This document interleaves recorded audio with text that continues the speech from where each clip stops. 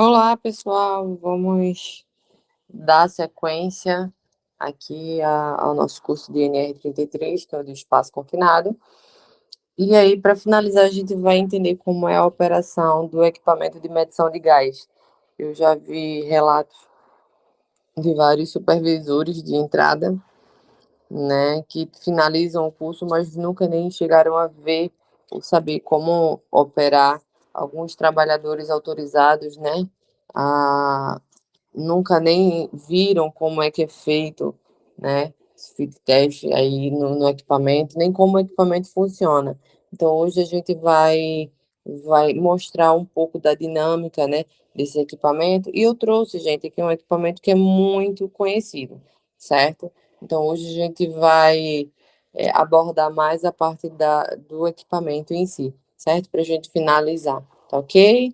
Então, eu vou deixar vocês aí com o instrutor da parte técnica e alguns vídeos aqui para a gente poder finalizar. São equipamentos bastante importantes aí nas atividades, na indústria e especialmente na área de segurança do trabalho, né? Pois são equipamentos que vão garantir, né, que o ambiente esteja livre, né, o ambiente de trabalho, seja dentro de um espaço confinado, ou seja qualquer outra área, esteja livre de contaminantes químicos, né? Para isso existem detectores de gases portáteis, né, como esse daqui, para fazer a função, né, de, como o nome já diz, detecção e alarme em caso de presença de contaminantes acima de determinados limites, né, determinados valores pré-estabelecidos, para a segurança do usuário, para que ele se retire do local ou para que ele tome as medidas de controle necessárias naquele ambiente. Existem vários tipos, né, de detectores, marcas, modelos, né, desde detectores que a gente chama de monogás, que ele vai detectar e dar alarme para um simples gás, por exemplo, para detectar gás cloro, né? Para detectar gás amônia. Tá? Existem detectores multigás, que deixam os mais comuns e mais simples que a gente conhece, né? São os detectores de 4 gases, né? Os mais utilizados aí na área de segurança do trabalho para liberação e entrada em espaço confinado. São esses detectores de 4 gases, como esse aqui, que vão detectar então porcentagem de oxigênio no ambiente, né? Presença de monóxido de carbono, gás sulfídrico ou sulfeto de hidrogênio e índice inferior e superior de explosividade. Tem um detector de 4 gases. Existem também detectores de 5 gases, 6 gases, enfim.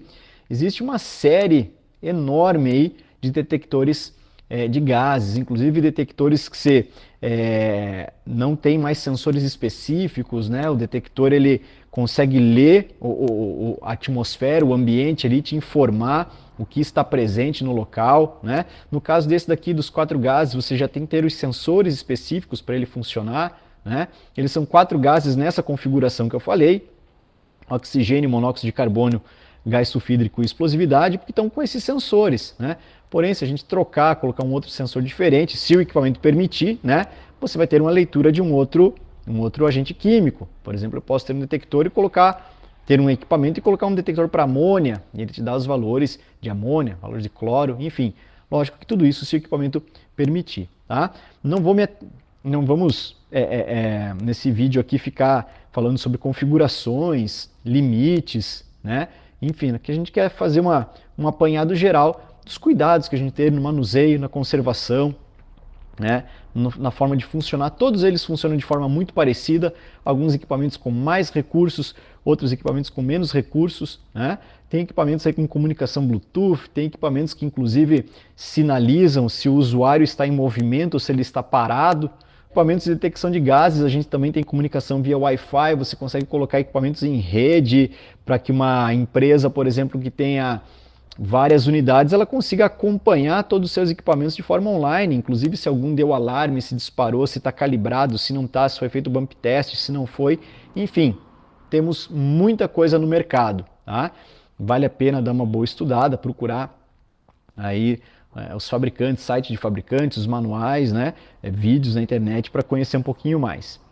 Vamos lá, pessoal. Primeiramente, cuidados básicos com o equipamento, né? Então, esse daqui é um equipamento de segurança, né? Então, você tem que ter a plena certeza que ele está funcionando 100%, né? Antes de você iniciar a sua atividade ou seu trabalho. Tá? Eu vou me focar aqui bastante na questão do espaço confinado, que é com o que a gente mais trabalha, né? Nós locamos equipamentos para empresas que fazem entrada em espaço confinado, trabalhos dentro de áreas confinadas que precisam de uma liberação. Tá? Então tudo que eu falar aqui vai ser com base nisso, que é o nosso carro-chefe. Alguns equipamentos vão ter algumas peculiaridades, mas acredito que em linhas gerais eu vou conseguir abordar tudo, seja um equipamento monogás ou multigás. Tá?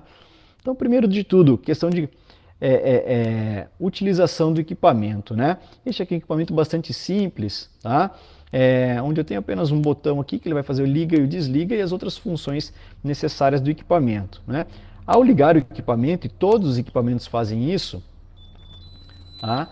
Ele vai disparar um alarme sonoro, um alarme visual, né? E ele vai vibrar também para ir testando já esses recursos aí de sinalização. Ele apresenta algumas informações na tela inicial e logo em seguida todos os equipamentos, gente, vão fazer um teste nos sensores. Após mostrar os parâmetros que cada sensor está regulado, foi configurado, né, ou está calibrado, tá? Então ele me mostra aqui os parâmetros do gás sulfídrico, do oxigênio, do monóxido de carbono e da explosividade. Ele vai fazer um teste e depois desse teste ele vai zerar todos os sensores. Tá? Então todos os equipamentos vão fazer isso. Então eu tenho que sempre ligar esse equipamento do lado de fora da minha área contaminada ou da área que eu imagine que possa estar contaminada, né? Para que o equipamento faça uma leitura de zero num ambiente limpo.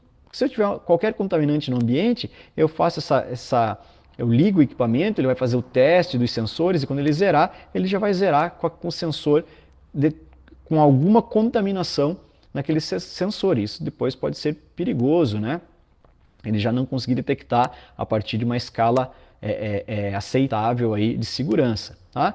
Então ele liga, ele testa, ele mostra os limites para o qual o equipamento está configurado, logo depois faz um teste nos sensores e zera os sensores. Qualquer erro que acontecesse aqui, ele iria indicar na tela, já impedindo, né, ou mostrando que assim, para o usuário que não pode ser usado, ele está em erro, ele não vai detectar, ele não vai funcionar. Tá? Após ele ter feito tudo isso, se tiver tudo ok, nesse modelo, ele começa a piscar uma luz intermitente aqui em cima, indicando que o equipamento está fazendo leituras, né, que está em atividade. Todos os modelos eles vão ter algum tipo de alerta, algum tipo de sinal dizendo que eles estão ok, funcionando, ou que algum erro aconteceu no teste inicial. Vou mostrar agora aqui um exemplo, né, de um equipamento nosso que está com defeito, né, e como é que ele indica na tela. Então, peguei o equipamento, eu vou ligar ele, assim como eu fiz o outro. Vamos observar aqui, então ele passou algumas informações iniciais. Ele vai passar os valores, os parâmetros que foram configurados para cada um dos sensores. E logo em seguida ele vai fazer um teste. E é nesse teste que ele já vai me dizer qual o problema que o equipamento tem. Ó, teste. Um teste ok. Ele vai tentar zerar o sensor. E olha lá. Erro de CO. Ou seja, o meu detector de CO2, né, de monóxido de carbono, está com algum problema. Então ele já não está nem zerado aqui na tela, onde eu tenho 20,9 de oxigênio, que tem que estar esse padrão, né? Nós temos que ter oxigênio suficiente no ar. Tá? 0 aqui de gás sulfídrico e 0, né, por cento para índice de explosividade. Tá? E o CO aqui, se observar, ele já está em 10, apesar de estar num ambiente limpo, né, que não está com monóxido de carbono. Mas por quê? Porque eu sei que está com defeito já nesse sensor. Então, se acontecer isso, né, e aparecer um erro ali, esse equipamento já não vai a campo, ele já não pode ser utilizado. Né? Eu tenho que mandar ele para o conserto, né, fazer um conserto nesse equipamento, uma troca de sensor, uma calibração, enfim, tem que mandar numa assistência fazer uma manutenção nesse equipamento. Certo? Então, continuando aqui, pessoal. O equipamento passou nos testes, né? Agora podemos utilizar o equipamento, mas antes disso tem que fazer a liberação do espaço confinado. Tá? Como eu falei, eu vou tratar bastante sobre espaço confinado, que é o que a gente faz bastante aqui, né? Locação para quem utiliza espaço confinado. Então, pessoal, nós vamos ter dois tipos de equipamento. Tá? Esse equipamento aqui, é um equipamento sem bomba acoplada, ou seja, ele não tem uma bomba de ar acoplada nele para fazer a sucção do ar de dentro do espaço confinado para jogar esse ar nos sensores e me dar uma leitura. Então esse equipamento ele não é o ideal, né, para fazer uma liberação de espaço confinado, né, porque a liberação é antes de qualquer pessoa entrar, eu tenho que garantir que aquele local esteja adequado, tá? E se necessário tomar as medidas de controle com ventilação, exaustão, inertização do espaço. Para eu fazer uma liberação de espaço confinado, o equipamento mais aconselhado, né, é um equipamento que ele tenha já uma bomba de ar acoplada, que é o caso desse modelo aqui. Tá? Esse modelo aqui ele já tem uma bomba junto dele que faz a sucção do ar, ou seja, eu não preciso colocar o equipamento dentro do espaço confinado. Né? Eu consigo, através de uma mangueira, fazer a sucção do ar de lá de dentro e fazer a leitura do lado de fora. O que o pessoal costuma fazer? O pessoal costuma pegar esse equipamento, só vou fazer o procedimento aqui da obstrução da bomba, né? Podem até para ouvir o barulhinho da bomba aí. Né? Então tá, diz aqui, obstrui a entrada, é um teste da bomba, para ver se a bomba está ok. Ele diz, ó, reabra a bomba, reabra a entrada, né? Bomba pronta. Então ele fica sugando o ar. O que o pessoal costumava, ele vai fazer os testes igual o outro, tá? Mesma coisa, dá os parâmetros, faz teste, qualquer erro que dá ele vai apitar na tela aqui. O pessoal, o que costumava fazer? Pegava esse equipamento aqui, amarra uma cordinha e vai descendo ele até dentro do espaço confinado. Isso funciona? Olhe, pode até funcionar, só que a chance de você ter algum problema, algum erro ou dar algo errado é bastante grande, né? Primeiro, às vezes você não enxerga o que está dentro do espaço confinado. Você pode descer esse equipamento lá, encostar, acabar pondo ele dentro da água, encostar em algum material, em alguma sujidade, você acaba estragando, perdendo o equipamento. Segundo, depende da profundidade ou da distância desse espaço confinado, você coloca, às vezes não espera tempo suficiente, ele não dá alarme, né? Daqui a pouco você muda a posição do equipamento e ele começa a dar alarme, então você não sabe ao certo em que posição, que altura, porque você não está enxergando o que está acontecendo no equipamento. Você fica contando que você vai ouvir o alarme dele se der algum problema, né? Mas às vezes até você puxar o equipamento e olhar na tela o valor daquilo lá, já mudou a atmosfera, você já não tem mais o valor real do alarme que disparou lá dentro do espaço confinado. Independente, né, gente? Qualquer alarme que dê dentro do espaço confinado já é motivo para a pessoa não entrar, né? Ou se tiver dentro, já é motivo para sair, né? Mas enfim, você precisa ter, na permissão de entrada, você tem que estar lá, anotar os valores iniciais da atmosfera. Tá? Então, esse método de você amarrar uma cordinha no equipamento, além de ser perigoso, você perder o equipamento, bater, molhar, danificar, um equipamento que é sensível, um equipamento bastante caro, né, delicado, né? Você ainda arrisca ter falsas leituras ou falsos alarmes ou até uma presença negativa, uma falsa presença negativa de contaminantes, tá? Por causa da forma como está sendo feita essa medição. Por isso que existem os detectores com bomba já acoplada, né? Porque através de uma mangueira, né? A mangueirinha está aqui, ele está sem o adaptador aqui na ponta, mas ela vai aqui na ponta, na saída, na entrada da bomba, né? E você vai descer somente a mangueira para dentro do espaço confinado. E na ponta dessa mangueira tem um filtro especial, tá? Que não vai deixar nem entrar sujidades e nem entrar água, caso ele encoste na água, né? Ou encoste em algum produto ou algum material que tenha lá, vai proteger seu equipamento. Então não tem perigo de você sugar, da bomba sugar algum produto ou algo que vai danificar a bomba. Fora isso também temos alguns filtros na entrada da bomba aqui que protegem o equipamento. Essa mangueira aqui você pode colocar, né, na metragem necessária. Aí você precisa verificar no manual do fabricante quantos segundos você precisa deixar em cada posição, de acordo com o comprimento da mangueira. Quanto maior a mangueira, mais tempo em cada ponto de leitura você tem que deixar o equipamento, a mangueira parada, né? E você fica do lado de fora, seguro, né, fazendo a leitura aqui na tela em tempo real. Então, se você colocou a mangueira lá, ela desceu essa sonda numa determinada posição, deu alarme, você sabe que é naquela posição, né? Você não precisa puxar o equipamento para cima para olhar, para ler, enfim. Tá? Então, Se nós formos utilizar um equipamento com bomba, o cuidado que nós temos que ter com ele, então, é utilizar a mangueira na metragem correta e sabendo quantos segundos por ponta eu preciso fazer de acordo com o comprimento da mangueira. Tem que sempre utilizar o filtro na ponta da mangueira, pode ser esse modelinho aqui, parece uma pedrinha, né? Um filtro metálico, né? E este outro tipo aqui também, que é um filtro hidrofóbico, né? Ele não deixa passar água e também não deixa passar sujidades, tá? Tem outros modelos também, de outros fabricantes, outras marcas, mas enfim, o importante é usar os filtros na ponta das mangueiras, garantir que a mangueira não esteja obstruída e conectada ela corretamente no meu equipamento. Até porque também qualquer obstrução que acontecer da mangueira, por exemplo, dobrou, prensou, algo do gênero, ó, vamos simular aqui, ó, o equipamento ele dá um alarme, avisando que há algo, né, obstruiu a mangueira. Aí eu desabilito o alarme, ele pede para testar a bomba de novo, né, feche e reabra a entrada e assim a bomba fica pronta, tá? Então, essa é uma primeira diferença, usar o equipamento certo para a função certa. Então, para fazer a liberação do espaço confinado, o mais indicado é um detector já com bomba acoplada, tá?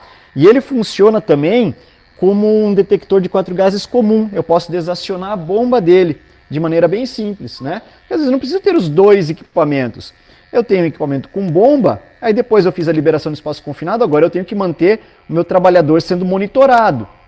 Para fazer o monitoramento do trabalhador, eu posso ter um equipamento convencional aqui sem bomba, onde eu vou, através de um clips aqui, prender ele no uniforme do trabalhador, tá? Mas esse aqui ele também vai acontecer da mesma forma. Simplesmente vou tirar a tampinha dele aqui de baixo, dos sensores. Ele vai dar um alarme, porque ele vai estar desligando a bomba, ele tem uma chavinha magnética aqui dentro, né, que acaba desligando a bomba.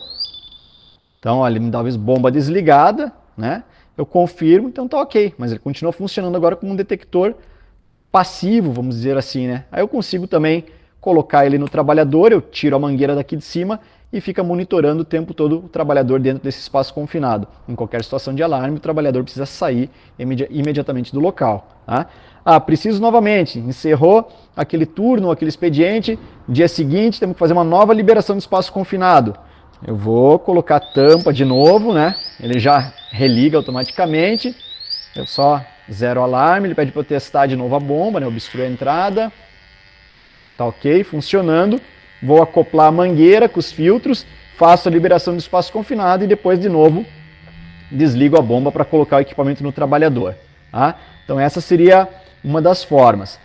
Caso na empresa existam os dois equipamentos, né? Esse aqui pode ficar lá fora, né?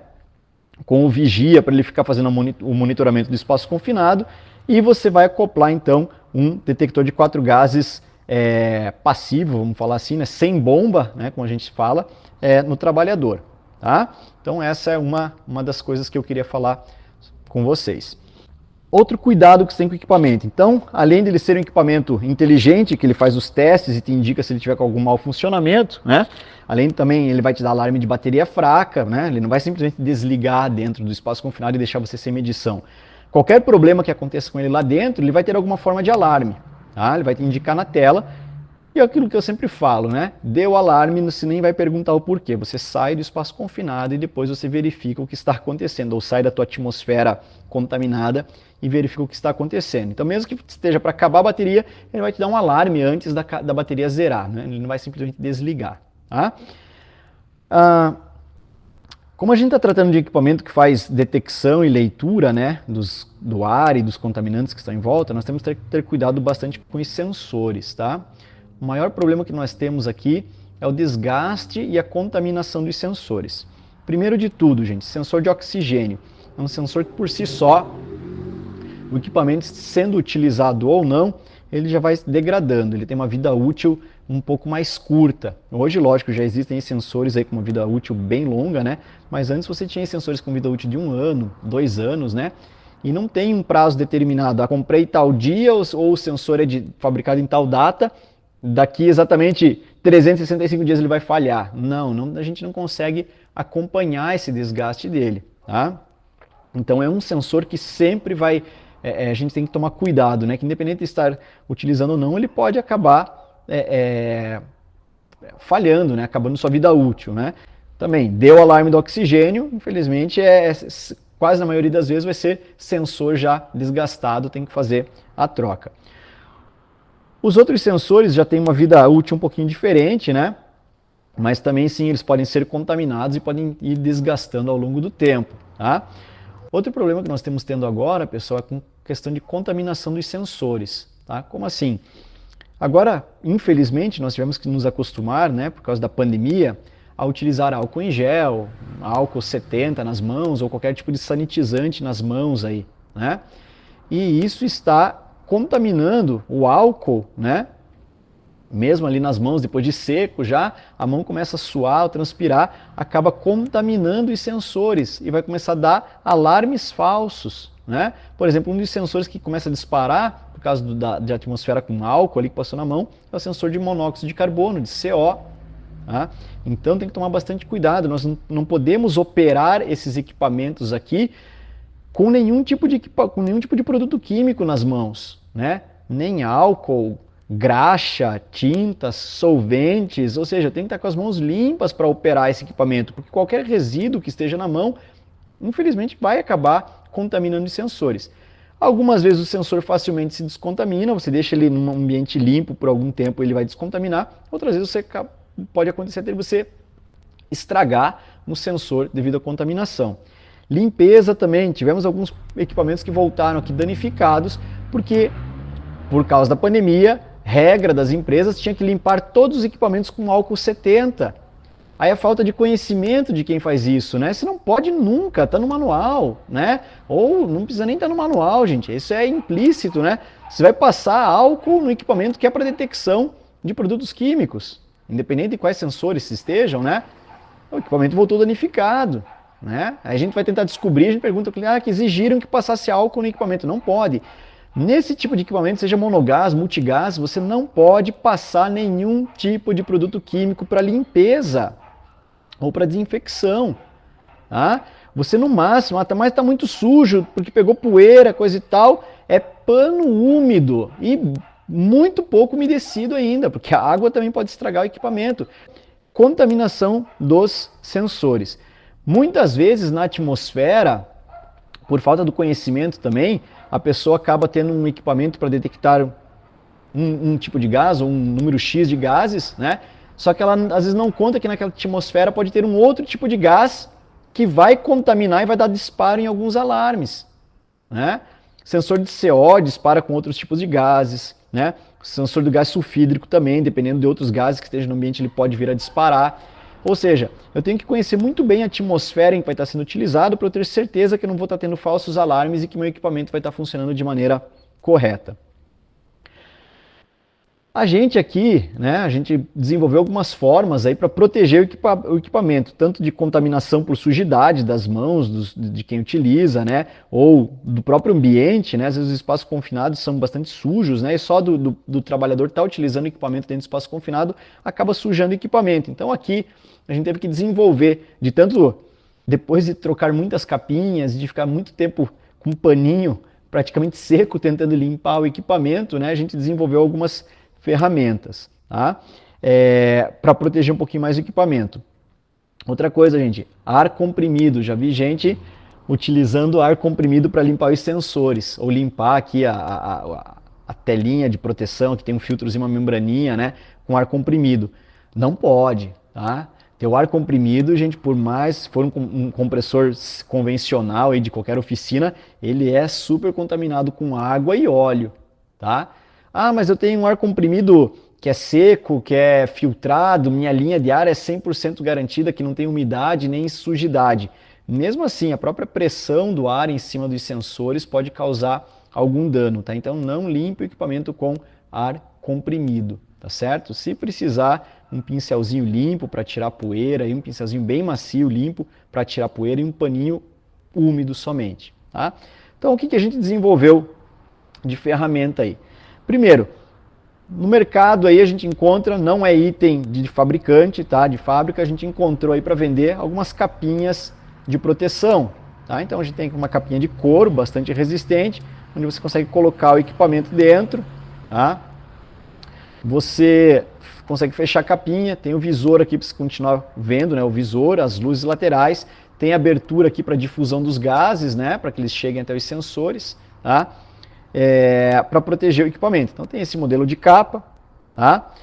Para o equipamento maior aqui, equipamento com bomba também, essa aqui já é um item que a gente encontrou num fornecedor mesmo de equipamentos, né?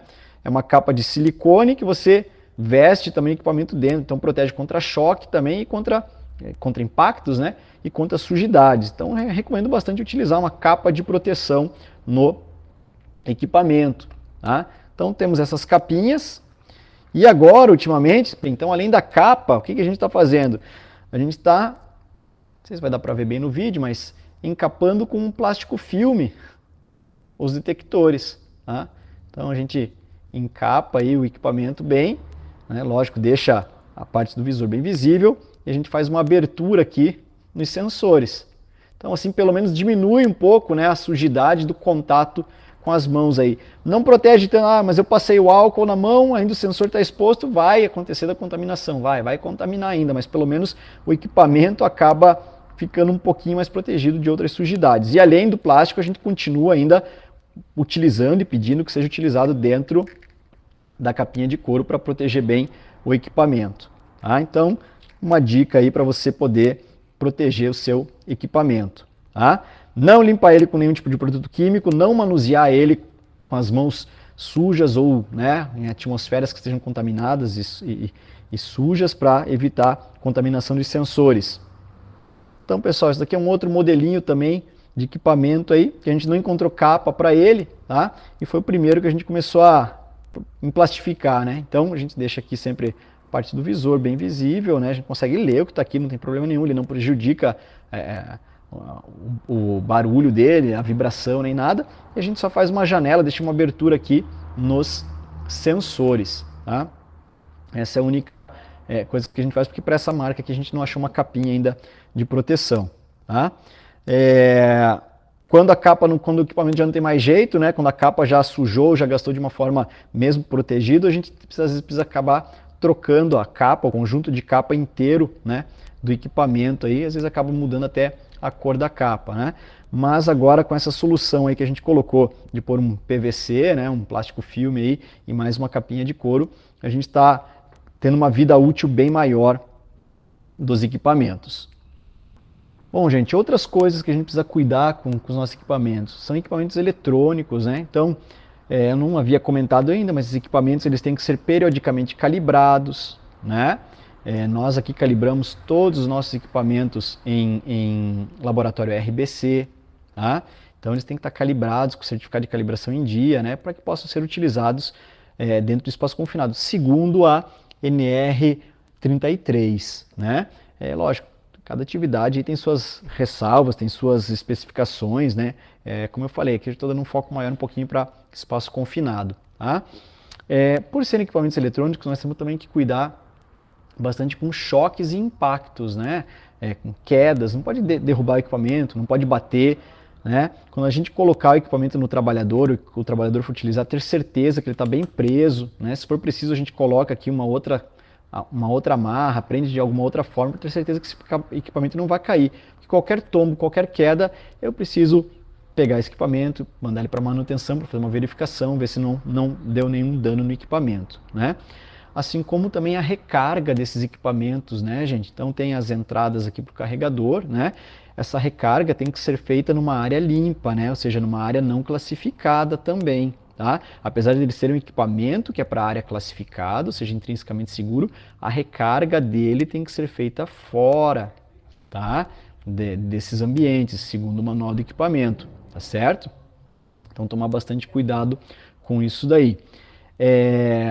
Para a questão ainda da entrada em espaço confinado, né, a norma pede que a gente faça um teste nos equipamentos, né, o chamado bump test, um teste dos sensores, né, fora o teste eletrônico que o próprio equipamento faz, né, a gente precisa então fazer um teste com um cilindrinho padrão, né, com os gases que vão ser medidos pelo equipamento, né, a gente precisa fazer um teste com o gás mesmo para ver se o sensor vai estar dando as respostas desejadas.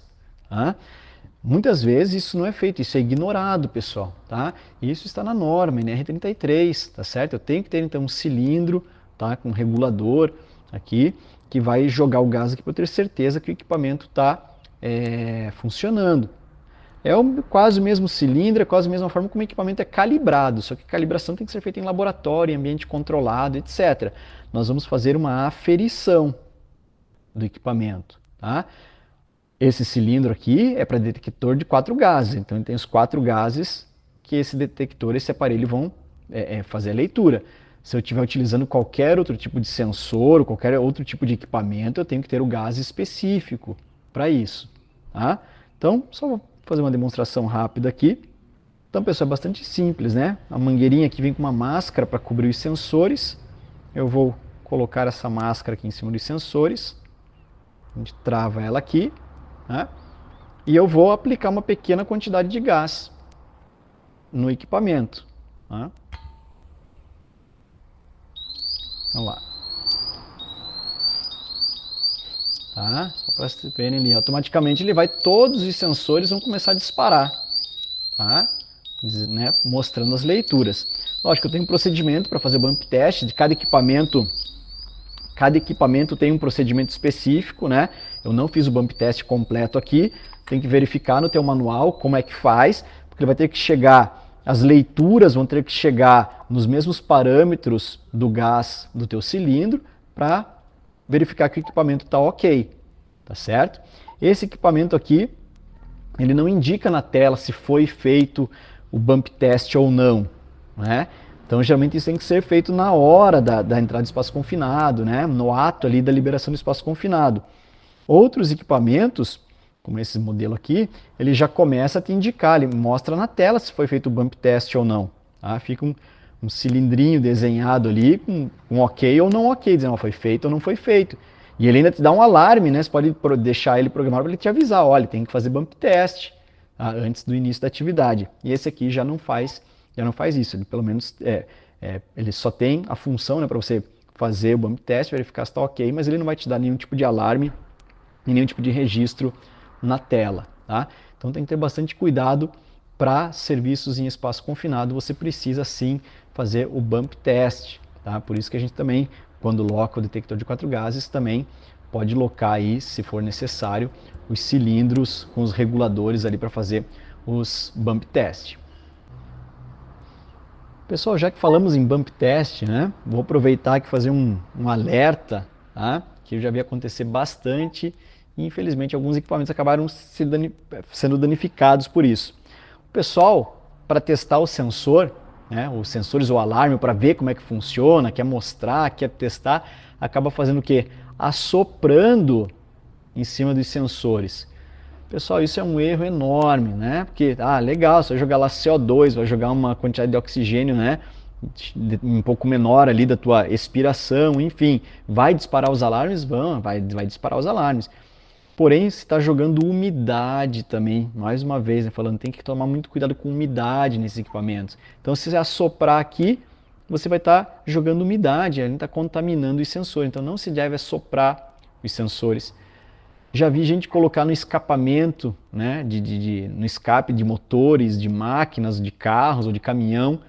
Também, gente, é pedir para queimar sensor na hora fazendo isso, né, para se danificar completamente do equipamento. Então, não façam esse tipo de coisa para testar.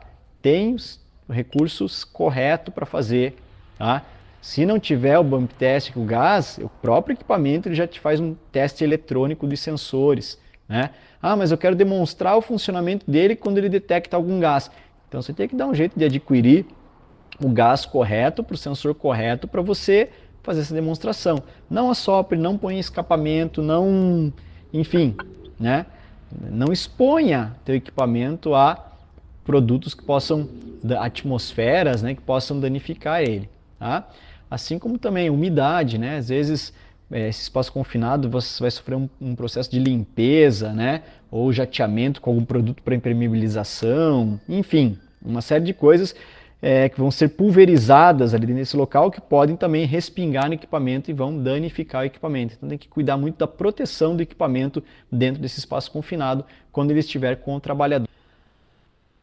Bom, pessoal, eu acredito, né, um vídeo bastante longo aí, eu acredito que abordei os principais pontos aí da questão dos cuidados com o equipamento, né, espero que tenha ajudado. Se vocês tiverem mais dúvidas, quiserem, né, conversar com a gente, entre em contato aí nas nossas redes sociais. Ok, pessoal, aqui a gente encerra, né, o nosso treinamento de NR33. Espero que todos tenham atingido aí a máxima excelência no conhecimento, e nós da GSEG agradecemos a todos vocês, ok? Tenham todos um bom dia.